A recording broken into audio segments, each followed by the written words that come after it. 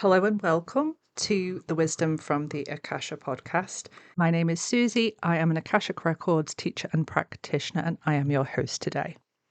This is episode number 31, and today I have a treat for you. This is a conversation between myself and the beautiful soul that is Sam Kelsey. You can find Sam on Instagram and TikTok. I will put his details into the show notes, and if you are on TikTok or Instagram, I would definitely recommend catching Sam on live. His lives are very informative. They are great fun. Sam offers guidance calls to anybody on their spiritual journey who is looking just for someone to talk to and some guidance on where they're at and where they're going. This conversation is a beautiful conversation about so many different topics. We talk about Sam's personal experience with the Akashic Records. We talk about his own development journey. We talk about surrender. We talk about contraction. We talk about the Tao. It's truly a beautiful, fun conversation that we had. So I do hope that you enjoy this episode, and I will see you next week for the next episode. Sam, thank you so much for joining me in this episode of the Wisdom from the Akasha Podcast. I want you just to take this as a free-flowing conversation. We can just have a chat about various different things. And I'm going to kick off that conversation with a question that I ask all of my guests, which is, how have the Akashic Records helped you on your own spiritual journey? Perfect. Hello, Susie. How have they helped me? They helped me massively. I think I had a reading with you about 2 years ago, and it was probably one of the biggest spiritual upgrades to my own internal sort of view of myself. And that helped me massively in realizing that I'm more than what I thought I was, just this little speck of consciousness. Which we are really, but we are also a much larger continuation of the universe, really, and that really helped me to sort of empower myself. I remember after it, I remember that day, that morning, I went into it. I was just like, I was feeling a little bit off and feeling a bit, and then afterwards, I came back downstairs, and it was like I was a different person. Do you know what I mean? And it really helped in that regard massively to show me, that this progression of the universe is working through us. And that was a really enlightening sort of perspective change that I had for myself. Yeah. Oh, I love that. I love that. And it's a hard realization to come to. And it isn't something that, it's not a brain realization. Like, you can know that we are all one and that we are all individualized fractals of consciousness experiencing itself.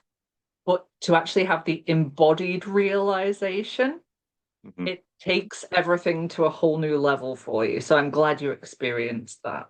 Yeah. So tell me what you're up to at the moment. What am I up to at the moment? Well, currently I'm actually taking a break from social media, because I haven't had a break since I started, and I didn't realize that the other day. My friend Kieran, actually, he's just been on a month's break or something like that it was, and I was just like, hang on a minute, I haven't taken any time off this at all since I started it, because it formed very organically. It was just, my friend said to me, you've got a bit of wisdom to share. I think you should go onto social media. I think TikTok's quite a good place for it. And now I don't even know how many followers I have per se now, but it's about 40,000 or something like that. And then it's about 26,000 on Instagram. But yeah, at the moment, I'm in a big transitional period as it is. And I'm literally moved back in with my mum and dad temporarily. And then I'm going to go and live with my sister, my older sister again. So it's my whole journey's going full circle, and it's coming back to itself all the time. And it seems that I'm going into different people's spaces with them, and it's helping me, it's helping them sort of like catalyze change, And I look at the blueprint of, human design or whatever it is, and that sort of shows me that, you're here to help people realize their true self to a certain degree, and through that I learn a lot more about myself as well. So yeah, right now I am in a bit of limbo, but I've been in I think I've been in limbo for quite a while, to be honest, but it feels quite natural now, because I'm noticing as soon as I'm resisting change, then I start to suffer. But now I would like to think that I'm able to recognize that suffering a bit quicker. Stay humble with it. Not quick as I'd like, but it all forms as it's meant to, So yeah, I'm in a transitional period at the moment. I don't know where I'm going, don't know what I'm doing. I'm going to Portugal next month with my older sister. We're going to a sort of regenerative festival called Gathering of the Tribes, and it's got all sorts there. It's about music, spirituality, integrating new earth feeling into whatever it is that you're doing, and it's very broad in that sense, So I'm really looking forward to that. And this weekend, I'm actually going down to quite a swanky place in Mayfair in London with my friend. And we're going to a meal of, I can't remember, it's mastermind, weekend, basically.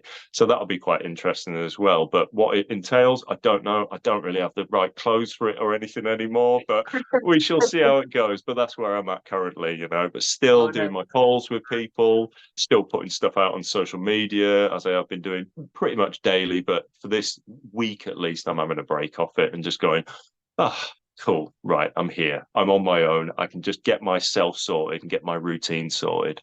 And that's where I'm at currently. Yeah. Good. Well, I'm glad you are taking a break. Sam and I just had a little bit of a conversation before we started recording about the perils and pains of social media. So it is absolutely essential that everybody does take a break.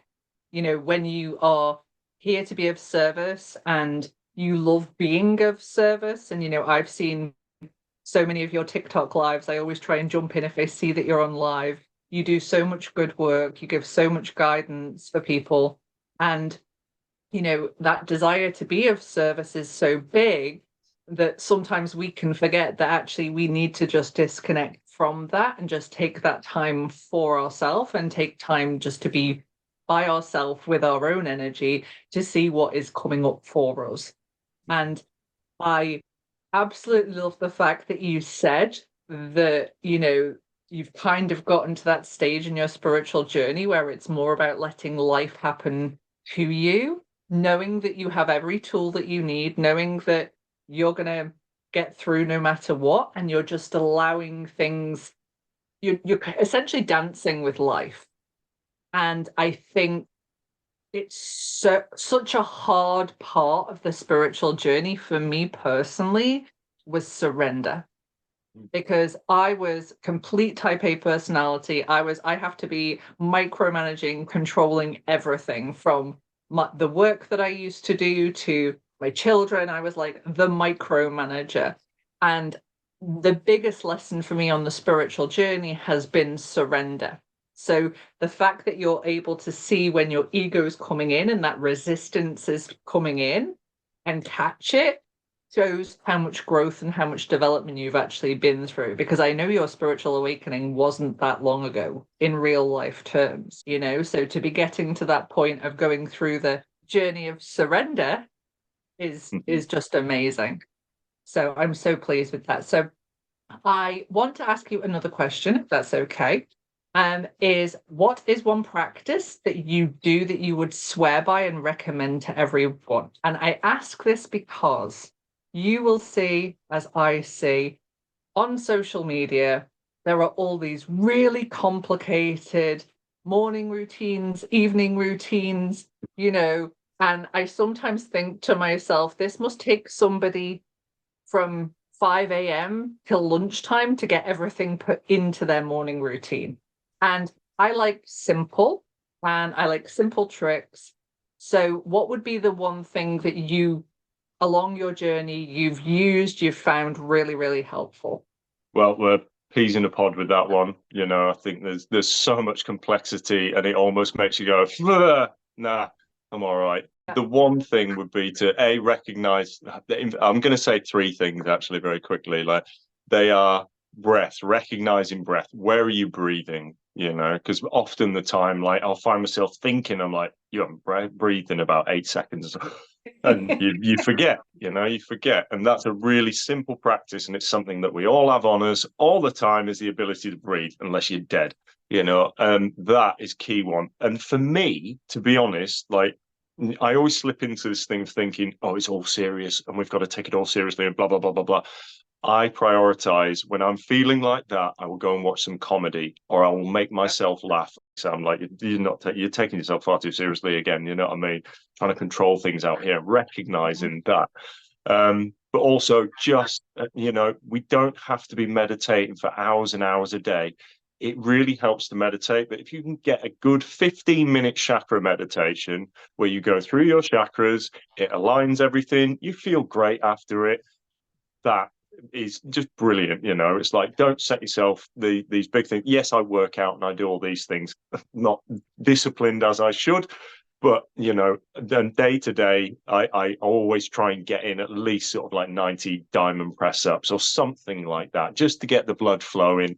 But moreover, 15-minute chakra meditation, find a decent one online. They're all there, and just go through your chakras and just, okay, I'm back to me now again. And then just recognize your breath when you are breathing and when you're not breathing.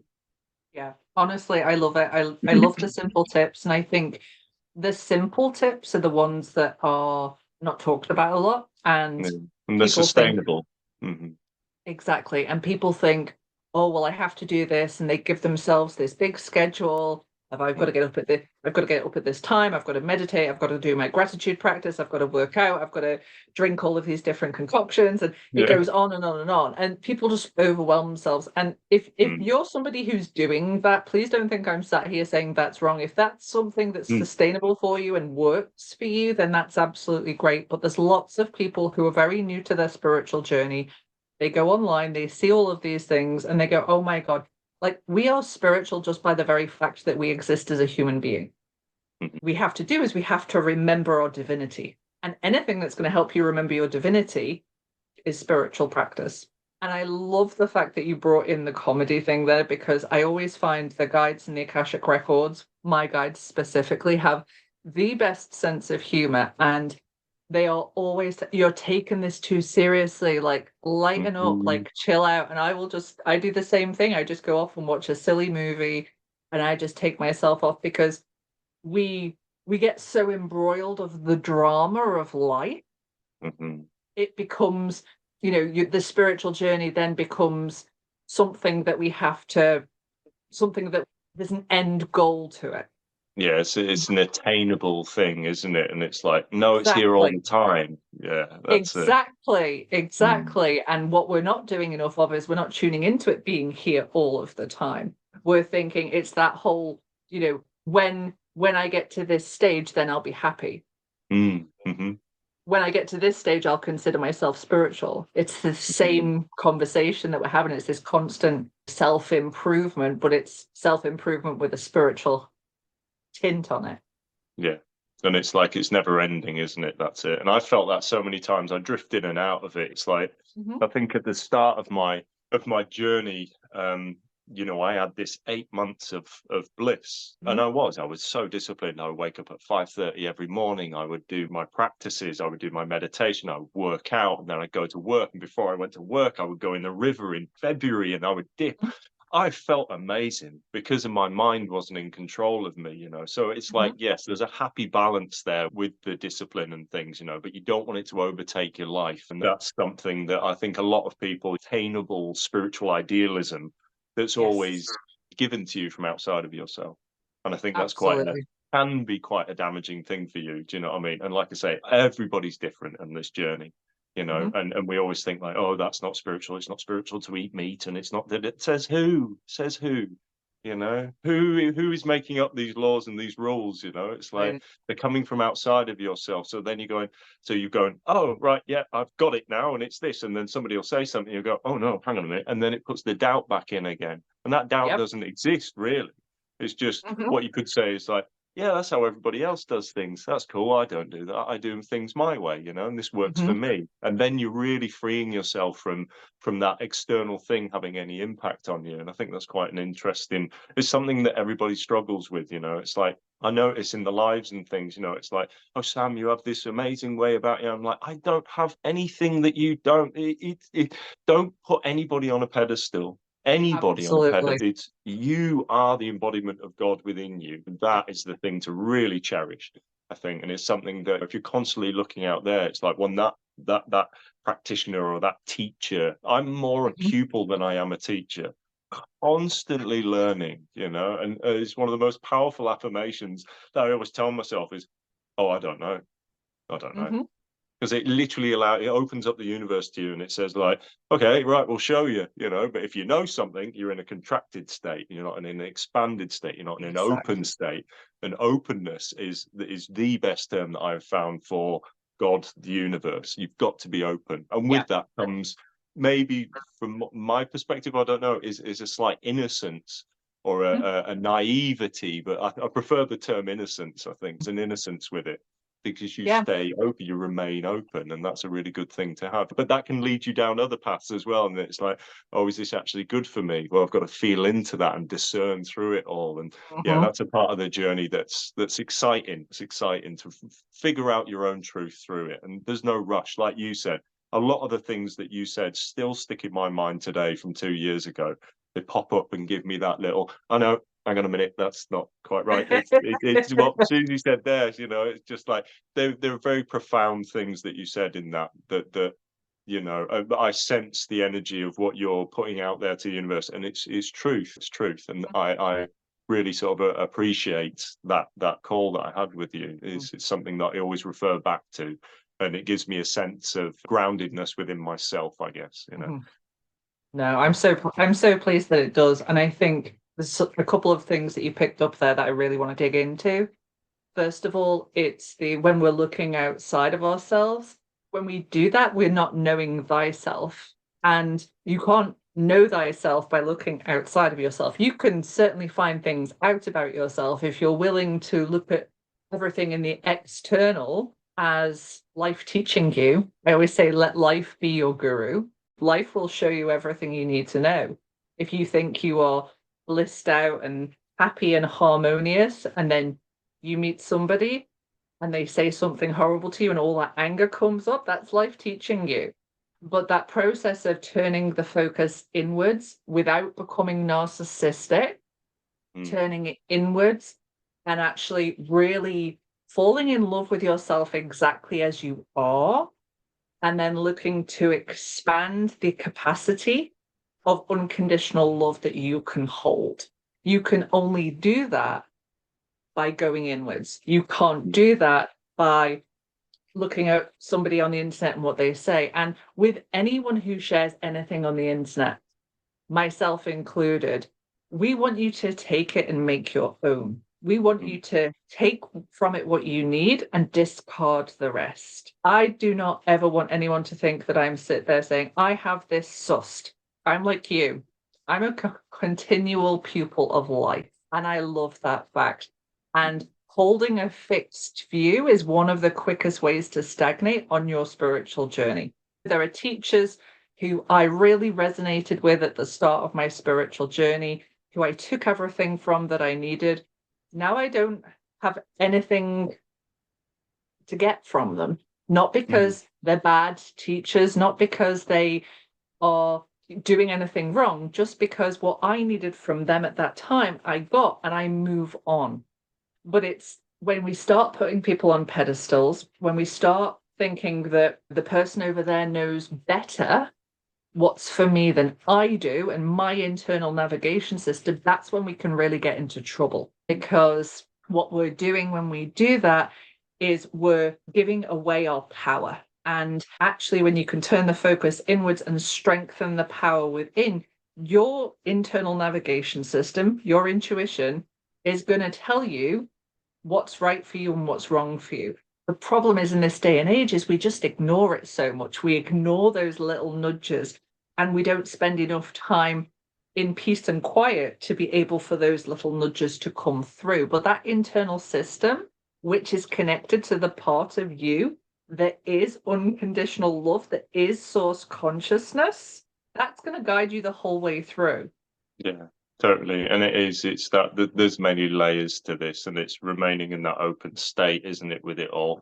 It's like something that resonated, exactly the same as you. Stuff that resonated a few years ago does no longer resonates. And then there's old teachers who are now coming back in again because their stuff was too out there, or not out there, but is further along the path. And if there is any further along the path on the spinning wheel that goes up, but it is that thing, isn't it? When it's just like, take what resonates, but also discern all the time. It's like discern all the time what is true and what is not true. But moreover, the biggest sort of like heads up, or the biggest trying to think, tool really for us is sitting in silence. It's like I get little body taps and nudges, when I'm thinking certain things. And like my life for the last, I don't know, couple of months, really, I was on the road. I was literally driving up and down the country, all over the place, going to Glastonbury, Cornwall, Norfolk, Scotland, everywhere. Just, where am I going today? Should I go there? Oh yeah, my body will nudge, and I'll head off there. Doesn't mean that I'm going to get to that place. It might be that there's somewhere along the way that, and this is really going with the flow of things, is trusting your nervous system to let you know where to go. It's almost like doing cards or something, but it's a more direct thing because, I've left my cards at home. Can't do that today. So what I'm going to do, right? I'll just sit there. And it's almost like when I'm asking certain things, and you can do this with the sway test kinesiology, but I always go on my body nudges and stuff. When I'm sat there and I'll just be thinking to myself, like, oh, I could go to Cornwall, I could do this. And it's like I'm going through things in my head, and then all of a sudden my knee will nudge, or my head will nudge, or my nose will nudge. And I go, oh yeah, right, okay, I'll go and do that. But I'm not attached to going to that final place. It's maybe that you have to get halfway there and you'll meet somebody and you'll go off that way. And it's just, you flow with the Tao, the universe, whatever you want to call it. And that's how I've been living my life the last, couple of months. No, it's probably a couple of years actually now when I think about it. But recently it's been about getting on the road, going and seeing certain people, discerning energies there, and also not being attached to, oh, I'm going to stay there for ages and do certain things. I'm going to go there. I'm going to feel the energy, see what it feels like. Maybe there's something there to do. We live in this infinite awareness, this infinite intelligence universe. And this finite mind it doesn't really have a clue. So it's like attaching to things is a very surefire way to, that's the ego going, the story's going to happen like this. Yes. And it doesn't always happen like that. So if you remain in an open state, it's like, for example, there was one time I was going down to fish the River Wye. I've been wanting to do it for 8 years, and I went down to a fishing shop, got all the gear, put it on the thing, and I was just like, I'm going to go and fish the River Wye today. I've wanted to do it for 8 years. And the guy behind the counter goes, it's close river season. And I'm like, oh, cool, right, I'm not meant to be doing that today. Spot on, put everything back. And he's like, but you've just driven all the way down from the Lake District. I'm like, yeah, but I'm meant to be doing something else. And he's just like, what are you talking about? Like, I would be horrendous state. I've just put all this time and effort into this. But it's going, oh, cool, right, no, I'm meant to go and do something else. Turns out I was meant to go and see a yew tree, and then I was meant to go to Glastonbury, and then I was meant to go to Cornwall. And other things formed around it, but that was a stimulus to get me down there. But if you're attached to it, you go, oh no, flipping it. It's pointless doing that oh no stuff. And then that's it, really flowing with it. That's that higher level awareness of what's going on, and that openness again. And it's the hardest thing to do, is certainly I've found on my journey with surrender and the flow has been to take steps in the direction and ignore or politely push the brain to one side when it tells you, well, this is going to happen and this is going to happen, or this should happen, or it should be like this. As soon as you hear your brain telling you it should, that's just the ego. And I call my ego Bob. And Bob, I think it's Michael Singer's description of the ego, and he says your ego is like your annoying roommate. It's not that they're evil, it's not that they're bad, they're just extremely neurotic, and they basically have every neurosis that you can possibly have. If you're worrying about something, it's the ego in operation. And he says when you give it this identity, which so mine is Bob, and you give it identity, when you find it creeping in, rather than thinking, oh, this is me, because you know on that level that it's not you, you start to see it as this survival mechanism that we have created as humanity to tell us when there's a tiger behind the bush there, we need to look after ourselves and possibly run in the other direction. So it is this survival mechanism, but it doesn't need to be in control all of the time. And what we do as humans is we think it's us, first of all, and then even when we know it's not us, we let it be in so much control of our lives. And as you quite rightly said, there's this infinite universal intelligence that we all have access to, and we often dismiss it or ignore it to pay attention to Bob, who's just a ball of neurosis who wants to just be in control and provide resistance to everything's safe everything. and exactly as it's going to go, isn't it? Yeah. Exactly. And when you start to see life as the teacher that it is and know that there is this, and know in embodied level that there is this universal intelligence, you really start to have fun with life, and life becomes the play. It's a play of energies, it's a play of beings. You are more open and you become more childlike because you get back to that state that we all were in once, which was we would bounce out of bed in the morning and every day was a new opportunity. And oh my word, look at that ladybird over there. Isn't it amazing? And what's that flower called? And because we get programmed and conditioned from such a young age to label everything and to categorize everything, because that's how our brains work, we forget that in our natural state, we do have this openness, we have this curiosity, we have this playfulness. Yeah, totally. And you're, I don't know, it's that thing of the ego. I'm gonna create. I did create a name for my ego a few years ago. I can't remember what it's called. It was either called Stan or Shan. I think that was it. But it is there's that level of, and I get why the ego wants to, because it's going like, oh well, if we do things like that, then it's going to be unsafe, and it's this like. But the more that you relax into that, and the more you surrender into it, you realize that you're always held, you're always protected, and then you start to become the life flow or the Tao, or whatever you want to call it. I like the Tao. I think it describes it quite well. Is and you start to become that universal intelligence, and you're no longer attached to whatever said thing is going to happen. Oh, this day is going to go like this. I don't know. And it frees up and it liberates you into that childlike state again. And the more you do it, the more comfortable you get with it. And then, yeah, you stop reacting to things because you realize, oh, that thing has stopped for a reason. Right, I'll go this way. Okay, that's got there. And you start to then walk this middle path. And then it gets a lot more easy to do that. But it's nothing that you can say to anybody. It has to be, because a lot of people on my lives and things, they would say, or a few people on my lives would say, like, prove any of this stuff. Prove this to me. And you go, I can't prove this to you. You have to prove this to you by surrendering and letting go, you know. And it's like, yeah, the ego, it will manifest things and it will create things. But if you're so transfixed on that being the ultimate goal, then you're losing what it is that your soul has written for you in this timeline, what your higher self, whatever you want to call it, they're all aspects of you, has written in for this. And I think you can get to where you want to go quicker if you surrender into it. Otherwise, there's a lot more turmoil and suffering and things. So it pays to live life from this perspective. But it's like, there's nothing wrong. There's nothing wrong saying to people, it's like having goals and all the rest of it. That's okay. But don't be so hard fixed on that thing, because you might miss something else that's really calling you, and then it'll call you and it'll call you louder and louder until you start to listen. And then you go, oh, I'm meant to be going this way. And it's like, yeah, you're meant to be going that way, mate. You know, it's like, be a lot happier going that way. So that is the path of surrender, you know, and absolutely. And it's the whisper and the nudge and the slap. And I had many whispers, nudges, and slaps along the way. Kicks in the face, mate. That's it. Yeah. Oh, God, yeah.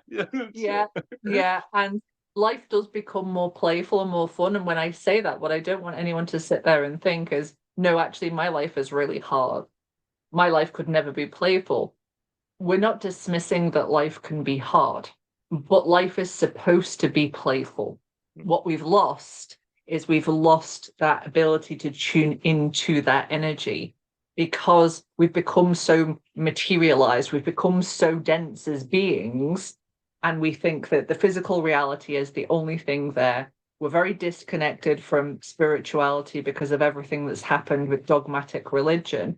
And then we end up in this position where it's an either or. Oh, I'm either going to live in the real world, or I'm going to go off and be very woo-woo. And, you know, and it's neither, it's both. There's nothing wrong with living in the real world and having real world goals, but also remember that there is this bigger aspect of you that had great ideas for what it wanted to achieve before it came down here. And if you just start to pay a little bit of attention to it, it'll help to guide you. And life has so much opportunity and so many things available to you when you just surrender. And when you go, okay, work through me. I am your vehicle, work through me. And I say to God, source, divine consciousness, whatever people want to call it, every single day, show me how you want to use me today. And I have my day go as it will, as much as I can, with running a business and looking after children and all the rest of it, where Bob comes quite in handy. But it's funny because the ego is absolutely terrified of death. That's why the ego is as neurotic as it is, because any action that you take that has the potential to weaken the ego is going to bring it up. And when you realize that, and you know that the ego is going to kick in and get even stronger and even louder, because those actions that you're taking that are in alignment with the Tao are going to lead to a diminishing in its power, you can actually start to go, oh, I'm really on the right track now, because now Bob's really losing his mind. He's like, oh, no, no, no, no, we can't do that. And that still can be play.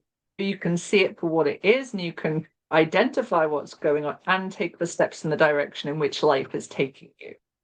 Yeah, totally. It's like David R. Hawkins says, isn't it? It's like every fear that you have is inherently a fear of death. It's like, I'm going to lose control, something will happen, something else will happen, I'll end up on the street and I'll end up dead, because that's the way the tribal mind works, isn't it? So it's really sort of like, to step out of that requires a lot of faith or trust in it.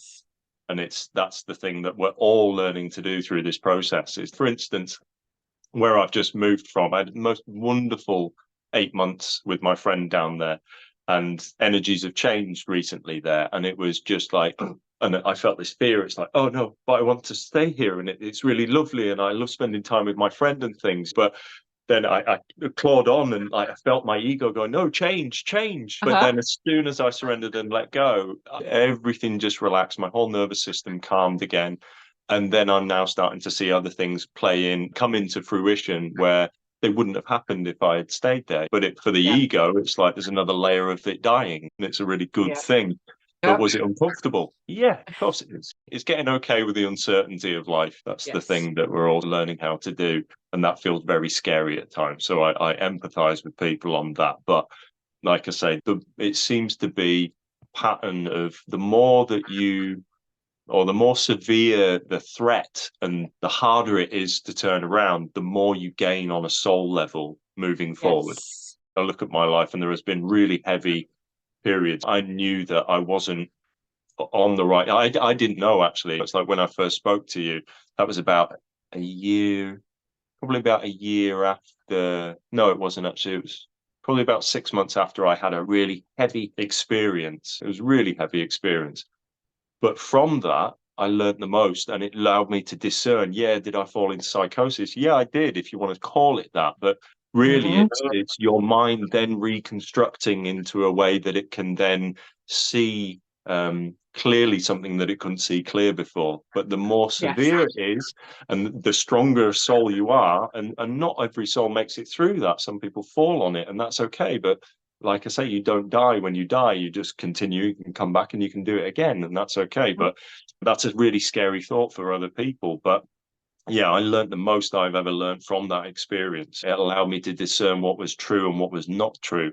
And again, when I surrendered and I put my hands up and let go, and I actually went with the universe, and it was just like, oh, good, mate, we were waiting for you to do that for about 3 months, but longer than that. And all I had to do was meditate. I had to meditate on it, and I had to surrender feelings and emotions and let them come up and out of my system somatically. And when that cleared, I was like, shit, all right, cool. Oh, I start to understand it a little bit more now, and then your path of discernment goes on and on. So, for anybody who's going through something really heavy right now, it will be because of a resistance to what the universe is trying to do. And we're trying to stay in this place of safety, but safety actually means that you constrict. It's like to a certain point anyway, but you want to remain in that expanded state. And that's all the universe is trying to do. And it's literally wringing you out like that and going like, come on, mate, oh, God, this really hurts. Yeah, it hurts, but you get through it, and then you end up really sort of like seeing who you truly are and what you're truly capable of. And that is paramount in this lifetime right now. Yeah, absolutely. And I think something that you and I are both very passionate about is the need to understand, work with, and treat as your friend the human physical form. because I think there's a lot of spiritual people in the spiritual community who are like, hey, let's just ignore the body and let's just go up and out and into higher dimensions and communicate with higher beings. And all of that is fine, but you don't get discernment, you don't get resonance, you don't get any progress, if that's even a thing, because I don't like that word because it gives the impression that there's an end goal, but you don't get any of that without this physical form. This physical form you created to live this life through. And if you're not looking after it to a certain degree, and this is not you have to live like a monk, but if you're not looking after it and you're not paying attention to what it's telling you, then you're going to really stagnate. If you're just after the up and out, the plant medicine experiences, just escaping reality, you're missing the point as well. So I'd love you to talk about how important getting to know yourself on a body level, on an emotional level, and on a mental level has been for you, and working with those lower chakras, because the lower chakras, so many people want to avoid them. They're like, no, no, no, I want to open my third eye. I don't care about my root chakra. And I am like a broken record telling people about how important that root chakra is and getting those roots in deep. And I'm a broken record because I think it's a conversation that is sometimes missing, especially when you're in those early days of your spiritual journey and you realize there's all these different things you can do, and you can astral project and you can take plant medicine and you can go and see the gnomes on DMT and all this type of stuff. And it's the fun and exciting side of it. But I think if people can hear how your journey has been, I think that will be helpful, and people will realize that I'm not just banging a drum for the root chakra. Oh God, no, yeah. It's like, well, that was one thing you said to me was it's just like you have a root chakra wound from when you were in Lyra, it's a heavy wound. And it was something, it was really funny actually, because, and like I say, I've gone up and down with this as well. It's like because of the people that you hang around with as well, you think, oh, well, this is it. And it's like, again, it's what we were saying earlier, you're giving your power away to people outside of you and going, oh, they know the way to the path. And they know that. And don't get me wrong, there are many paths up the mountain. There is not a one track that leads you up there. There are multiple ways. You can come in from religion, you can go plant medicine, you can just meditate, you can be enlightened. Everybody is enlightened already, but you can go running one day or washing the dishes and you just go, God. But the thing I've noticed with the plant medicine journey, and like I say, I've done my fair share, but recently and over the last, I don't know, 8 months or a year, really, everybody's going, you come into the thing. And I'm like, no, I don't really want to do that anymore. It's like through psychic reading, through speaking to you and speaking to other teachers as well, more non-dual teachers, is you don't need any of that stuff. Yes, you can if you want to. Amazing experiences, some of the most incredible experiences that I've ever had. I'll never naysay them. There's good and bad in everything.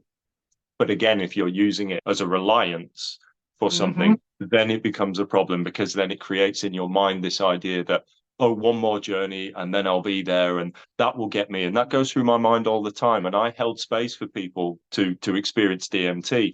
I don't do it anymore. I moved away from that because I realized that, yes, they're fantastic tools. It really helped me to open myself up, but maybe it opens you up too much. You don't know. No, I don't know about that, actually. It's like, it depends on what your journey is and things. But moreover, now I'm sensing that just sitting in silence for 15 minutes is so much more powerful. Going on men's gathers where it's sober weekends and you're just you're with other men, like-minded men. It doesn't have to be men, but all of that side of things, it is a part of the path. But then it comes to the point where you don't need anything anymore. And that's sort of where I'm moving into. But because of maybe friends and things, then it always tries to pull you back in again. It's like, oh no, maybe I've got it wrong, and you start to doubt yourself again. So it's like I say, there's no right or wrong in any of this. Everybody is open and free to do whatever they want to do on this journey, and there are many routes up the mountain. But ultimately, looking at life will teach you everything. Life will teach you everything, and in Taoist principles and things like that, which is just terminology for the natural way of life, really, in essence. Life will teach you everything. You don't have to go out there and force it. Forcing is trying. Force is not natural way of doing things. And that's what I'm come to realize is moreover, it's going out and running if you want it. It's eating spaghetti. It's being with your family. It's watching the tennis. It doesn't matter. It's like normalize. Just live a normal life. That's it. And whatever that is for you is subjective to everybody as well. So it's kind of a paradox in that, in a way, I guess. But yeah, moreover, it's like I started that journey with the DMT and things. I went to heaven, went to hell, and that shows your capacity and able to feel what you're able to feel in this lifetime. And I felt some really, really horrendous things. But moreover, what lifted me out of that was sitting in silence, meditation, doing nothing in essence. That is the perfect way of not forcing anything. Yeah, because forcing is assuming that you don't already have, and you aren't already in. Yeah. So in forcing, you're forgetting that you're already exactly where you need to be. Totally. And it's these things can open. That's what I always say to people. They will open doors for you. They will open doors for you, but they slowly then close again. And then it's what you do in your day to day that really keeps you and out of that place of seeking and searching. And that's where I think a lot of people are going, is just like, oh, it's one more thing, or once I've sorted this, then I'm it. And it's like, you're it all the time. You always have been. And so that's why I go fishing. And a lot of people, oh, you can't go fishing. Oh, we're vegans. We don't like that. Don't care what you want. This is my life. And that's what it goes back to what you were saying about unconditional love. It's very easy to unconditionally love everybody out here. But real, true, virtuous love and unconditional love for those people starts in here. You've got to start loving this person first and foremost, not in a narcissistic way. And it might appear that is narcissistic to people when you start setting boundaries, or you start saying no to things that you would have normally said yes to, and they go, "Oh, what's wrong with me?" It's not about them. It's about you and what you want to do in this lifetime, and whatever that looks like for you. Eat meat, go fishing, play football, do whatever you want. It's like for you this life, and that's what this year has all been about. I've been going round and serendipitously, yew trees have been coming into my awareness so much. I have a yew didgeridoo now. I've been to visit some beautiful yew trees. Everybody keeps talking about yew trees to me, and it's like, because this year is about you finding who you are, what you really stand for in this lifetime. And it's been such a beautiful journey, and that's life showing you there. But if you're not keyed into the awareness of that, then you'll miss it, and it will take you longer, but then you'll look back and go, oh, ha ha, ha ha ha ha, ha ha ha ha, universe. It's like, those are the beautiful moments that I live for nowadays, and there's so many of them happening. And then life becomes this synchronistic flow of a river, and you're just going down it. But as soon as you meet resistance again, you can feel it. It's almost like it's exaggerated, so that'll tell you when to move. And we don't catch that all the time, and that's all right. No, exactly. And it's part of the learning process, isn't it? It's the difference between feeling that state of expansion when you're in alignment to the flow, and feeling that contraction come in when you're maybe trying to paddle the wrong way upstream, probably with one paddle, because you think you know better, and then you're, hang on, got to get back into that energy. And it's hard because life is so fast nowadays. Everyone is so in touch with each other. There is so much noise coming into us from outside of, do it this way, don't do it this way. This is good for you. This is bad for you. And this is why you knowing thyself is so important, and what's going to be right for you and what's going to keep you in that state of expansion and keep you aligned to that is going to be individual and unique for every single person, because you are individual and unique, and you are also one. Yes, totally. And it's about also recognizing when other people are trying to say that you should be doing something different.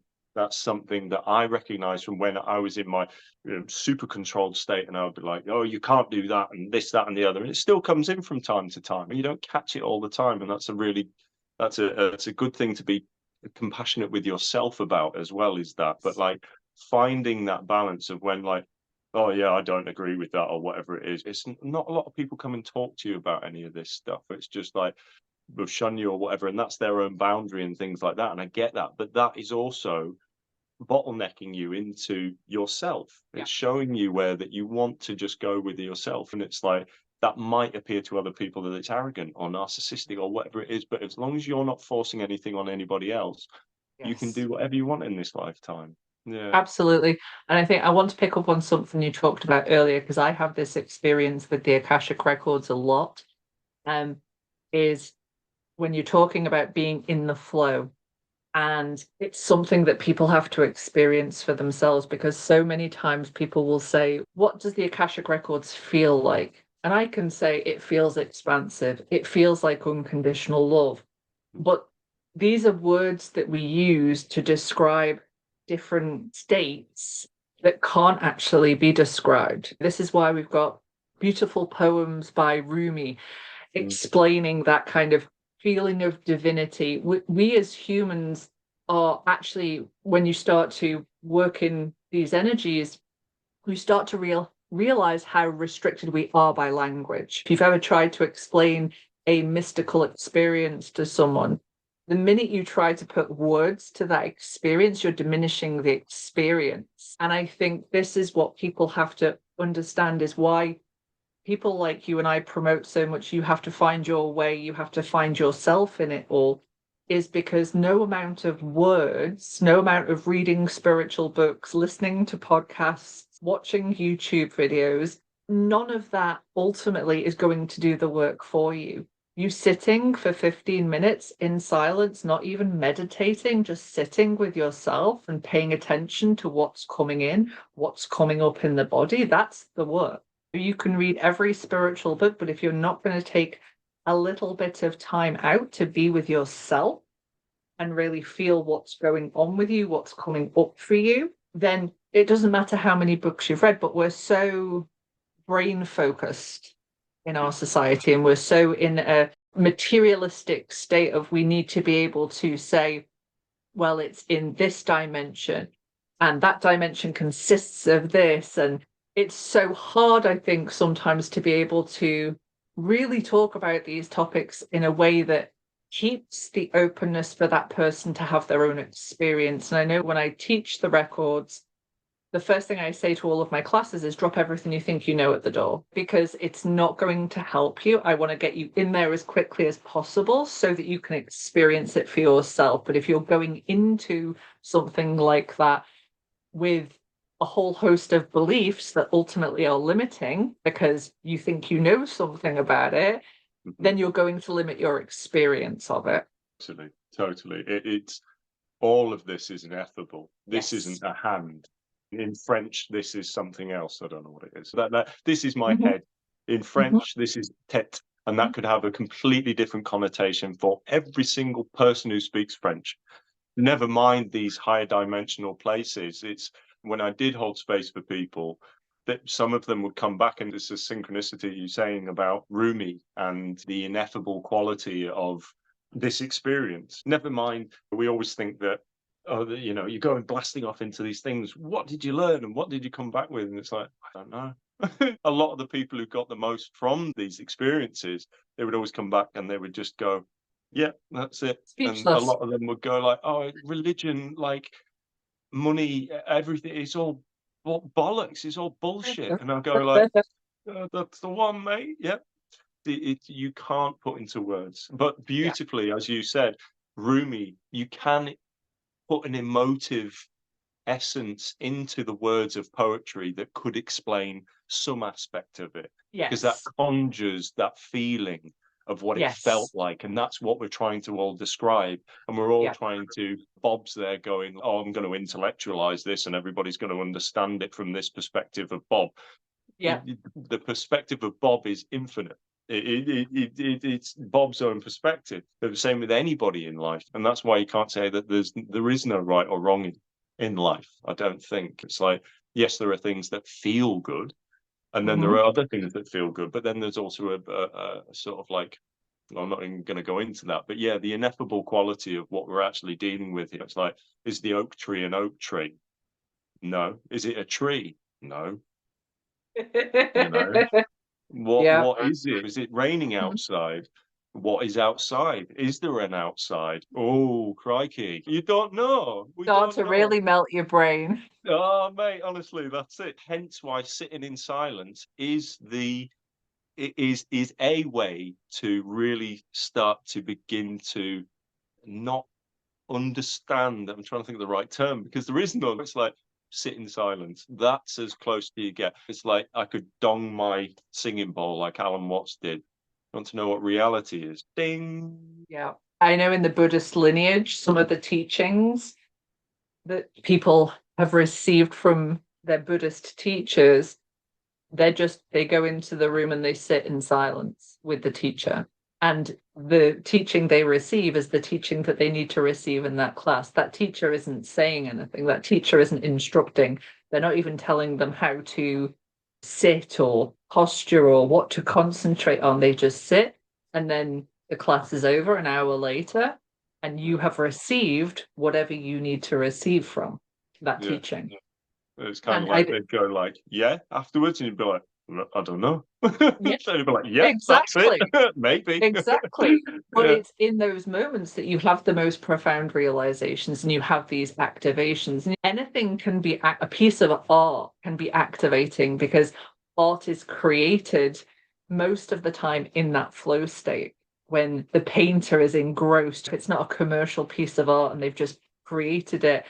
And then that can speak to you. But again, we go back to the openness. You have to be open to receive what that painting or what that poetry is telling you. And what it tells you might be different to what it tells the person next to you. And that's also where we have to be open and we have to be trusting that we're receiving what we need to receive from life, from art, from poetry, from every person that we meet.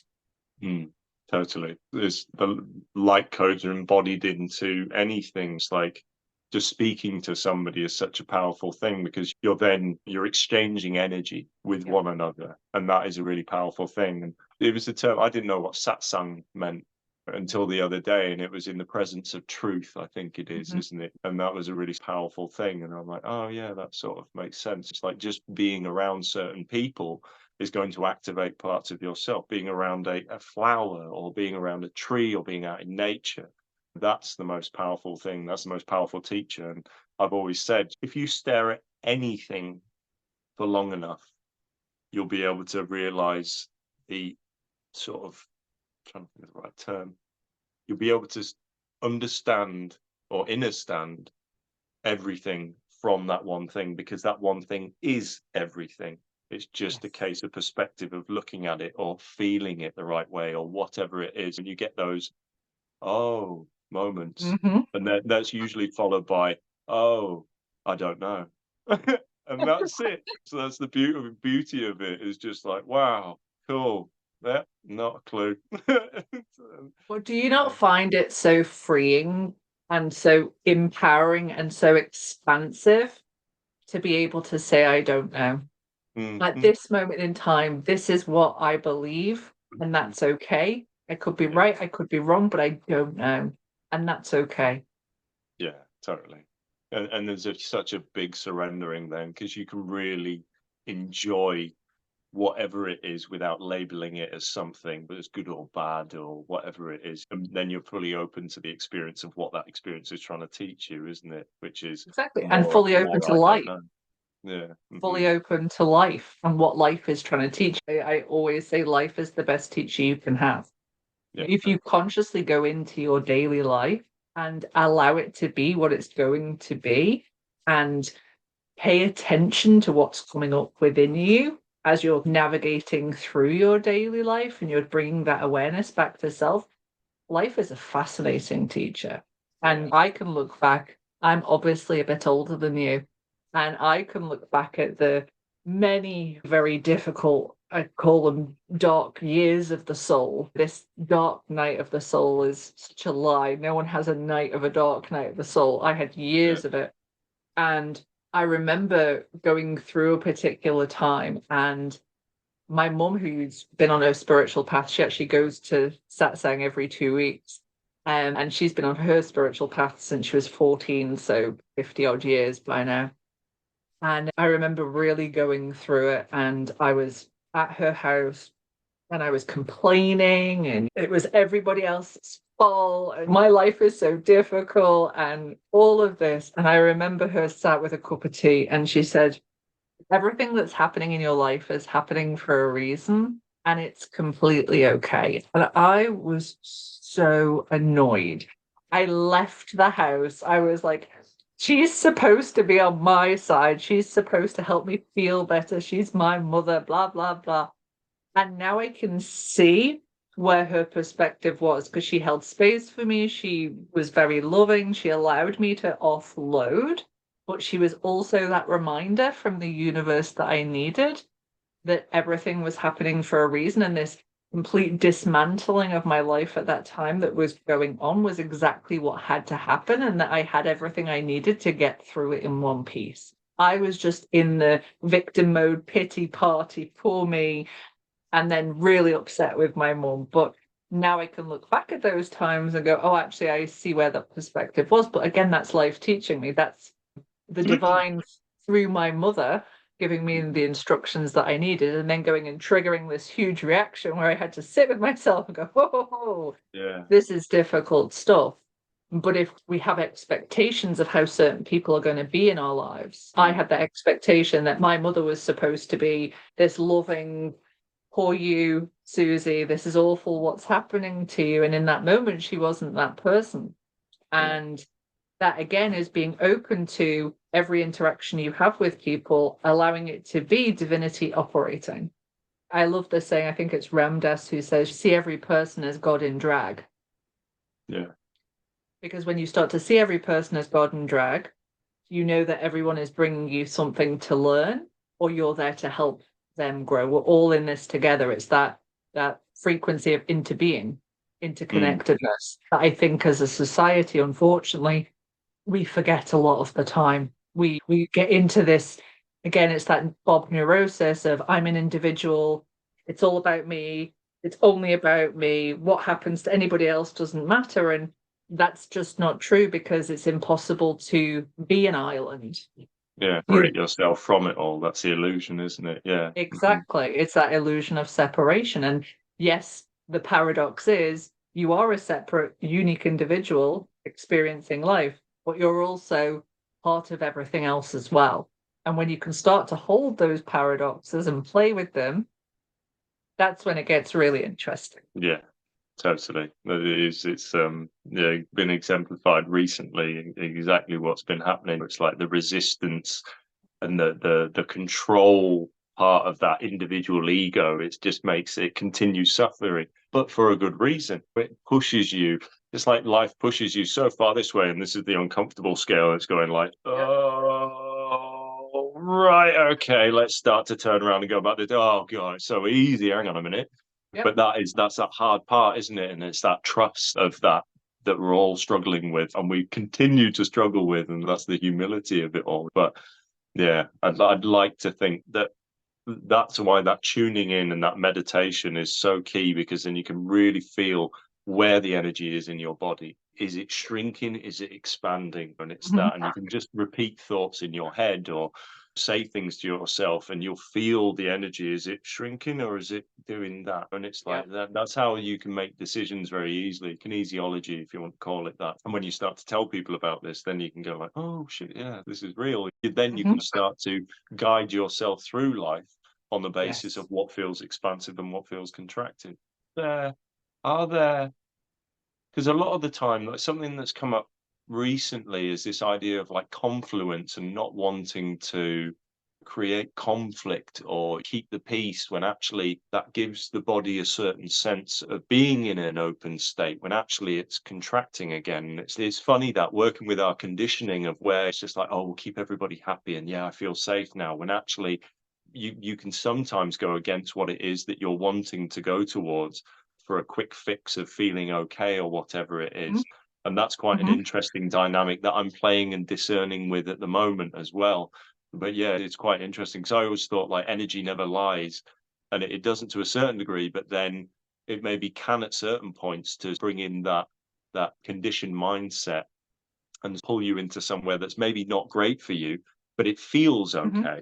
But then I suppose if you stay there for long enough, then it gets you into that place, and then it starts to build, and then you'll realize through that, actually, now I'm thinking about it in a sort of energetic imagery that I've got in my head. Yeah, so that makes sense. And then you'll expand within that place and you'll pull yourself out. Yeah, it's quite interesting. It's just help there. Yeah, and it's playing with the states of expansion and contraction, because what ultimately you come to realize is that expansion and contraction are both necessary. And it's not that contraction is bad or wrong.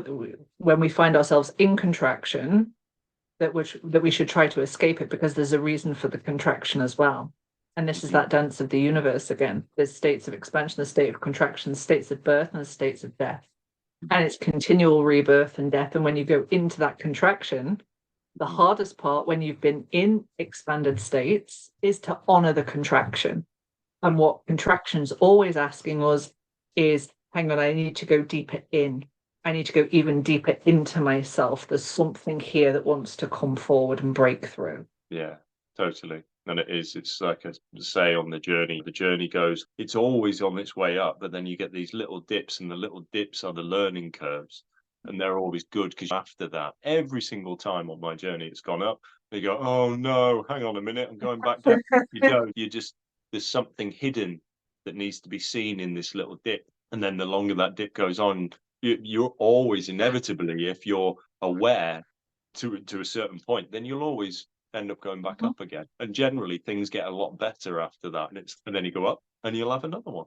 And then you'll go up and then you'll have another one. And it's just the journey. And it's that acceptance of that is true surrendering and letting go, And that's something that we stumble on sometimes, but it's all well, I think a lot of the time people don't get to that point of that acceptance and that surrender until they're exhausted trying. They've tried every method in the book, they've done all of the practices, and then they just kind of go, I'm exhausted, I just give up. And at that point they surrender, and everything changes. And it's like, okay, that's the point the universe was trying to get you to.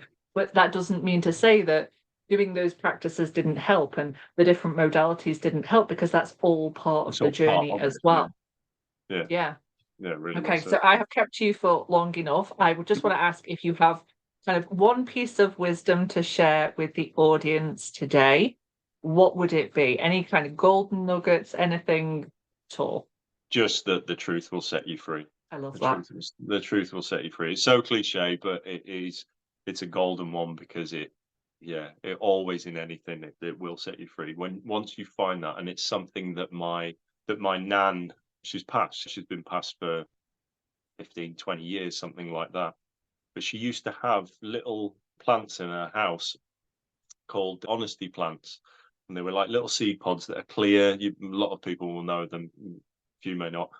And it showed up really synchronistically. And I go with the numbers, 3, 6, and 9s and things like that. It's like they show you truth as well, and where you should be, and where you are aligned and where you aren't. Anyway, we were on a job one day, and a lady comes out with a cup, and on the cup was this honesty plant. And I was like, oh wow, that's funny. That was hung in my nan's house. I haven't seen that thing for years. What's it called? And she went, oh, it's called an honesty plant. And I went, oh, that's interesting. Wow. Anyway, the next day she came out, and she used to make these little twisted wire plant reconstructions, basically. She came out and she said, here, this is for you. And it was one of these honesty plants in metal form. It's hung in my car now. Everybody can see it, the bees hanging off it and things. And it reminds me to stay honest with myself. And then the very next job, I hadn't seen this plant for years. The very next job we went on, pulled up outside, and there was a huge bush of this honesty plant. So 1, 2, 3, threes, comes in threes. And that I felt this deep, like, emotional response. And that was that, oh, my nan is literally here. You were the one in the family who was strong enough to transform everything. And it's like, good on you. And it was a real, but just that reminder to stay honest. Yeah, definitely. I love that. I love that. Well, thank you so much. Thank you so much for all of your time. I so enjoyed this conversation. I know all of the listeners will as well. So thank you.